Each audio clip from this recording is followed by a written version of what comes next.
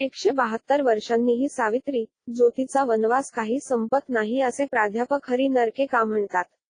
कारण नंबर 1. 1848 साली सावित्री, ज्योतीने त्यांच्या दलित, ब्राह्मण, मुस्लिम मित्रांच्या सहकार्याने स्त्री शिक्षणाचा पाया घातला. त्याला आता 172 वर्षे उलटली. ज्योतिरावांच्या मृत्यूला 130 वर्षे होऊन गेली, पण जिवंतपणी त्यांना जो वनवास सोसावा लागला तो आज 172 वर्षे उलटली तरी संपायला तयार नाही. पेशवाई आणि ब्रिटिशांचे राज्य गेले. लोकशाही आली. स्त्रिया आणि दलित, बहुजन शिकले, शिक्षण सम्राट झाले. राजकीय सत्तेच्या चाव्या त्यांच्यातल्या काहींच्या हातात आल्या. ते फुले, शाहू, आंबेडकरांचा महाराष्ट्र, जय ज्योती, जय सावित्री असला तोंडदेखला गजर करू लागले. पण त्यांच्या विचारांबद्दल, त्यांच्यात तुमच्या ध्येयवादाबद्दल, जीवनकार्याबद्दल आस्था निर्माण झाली का? कारण नंबर 2. 1954 साली आचार्य अत्र्यांनी खूप मेहनत घेऊन महात्मा फुले हा मराठी चित्रपट निर्माण केला. चित्रपट दर्जेदार होता, पण तिकीटबारीवर तो चालला नाही. कारण तुमच्या कार्याचे, विचारांचे लाभार्थी चित्रपटगृहांकडे फिरकलेच नाहीत.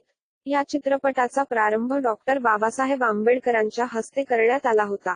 त्यात कर्मवीर भाऊराव पाटील, संत गाडगेबाबा, शाहीर अमर शेख, प्रबोधनकार ठाकरे, खुद्द आचार्य अत्रे, केशवराव जेधे यांनी भूमिका केलेल्या होता. तो चित्रपट आपल्याला फार आवडल्याचे पत्रही बाबासाहेबांनी अत्र्यांना लिहिले.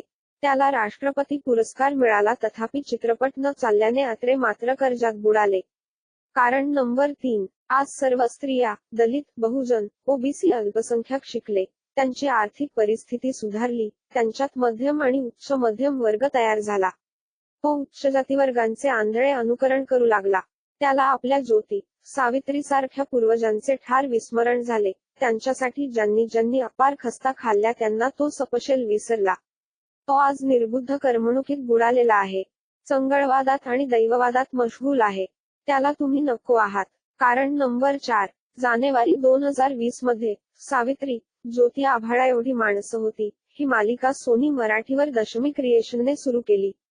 मधला करोना लॉकडाऊनचा 4 महिन्यांचा खंड वगळता सुमारे वर्षभर ही मालिका चालू आहे. अनेक जाणकार ही मालिका सवड काढून बघतात. समक्ष भेटीत आणि फेसबुकवर तसे सांगतात. कलावंत, लेखन, दिग्दर्शन, निर्मिती दर्जेदार असल्याचे नमूद करतात पण मग त्याचे टीआरपी मध्ये रूपांतर का होत नाही? ह्या प्रश्नाचे उत्तर काही केल्या मिळत नाही. मनोरंजन वाहिन्यांचे अर्थकारण टीआरपीवर अवलंबून असते. आजूबाजूला प्रचंड स्पर्धा आहे. प्रत्येक जण चांगला टीआरपी मिळवण्यासाठी धडपडतोय. टीआरपी प्रकरण अगम्य आहे. तरीही त्याचा महिमा अगाध आहे.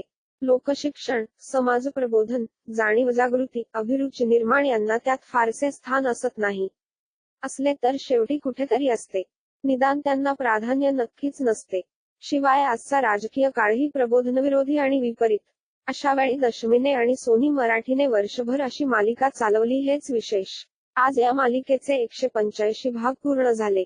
1827 साली जन्मलेल्या ज्योतिरावांच्या जडणघडणीची आणि शिक्षण क्रांतीची, कार्याची अतिशय प्रभावी मांडणी मालिकेत करण्यात आली. सध्या मालिकेत 1852 ते 53 च्या काळातली कथा दाखवली जात आहे. हाच क्रम आम्हाला 1897 पर्यंत चालवायचा आहे.